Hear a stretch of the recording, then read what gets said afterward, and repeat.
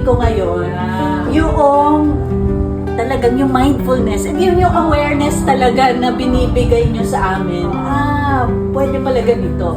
Para sa akin po, nagustuhan ko kasi talagang na-relax ako. Talagang nakalimutan ko lahat ng bigat. Yun ang lagi ko hinahanap. Gusto ko ma-relax yung isip ko kasi nga, drain na.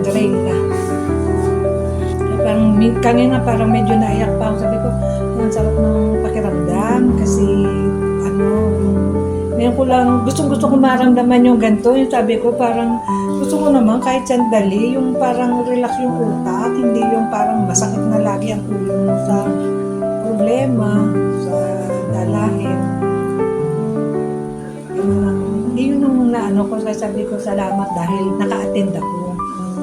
Ay, aanin ko sila na umattend sila kasi maganda yung sabihin niya yung magkakaroon sila ng pakiramdam na yun nga, yung parang panatag.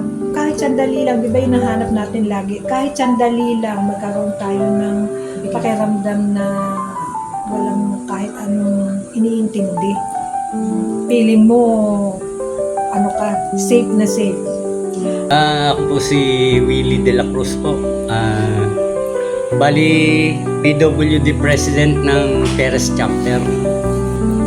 About doon sa experience, naman siya magandang experience naman yung natin. Relaxing, tapos yung mga tension nga parang di ba nawawala talagang. Ayun, feeling ko nga ngayon mag-aangni. Pero kanina, kasi actually wala pa akong tulog.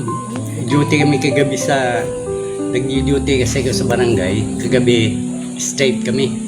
Sana makapunta sila.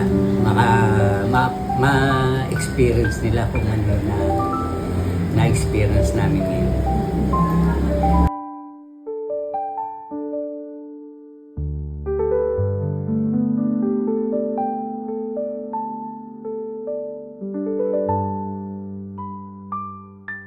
Salo, salo, soul, sharing of universal love.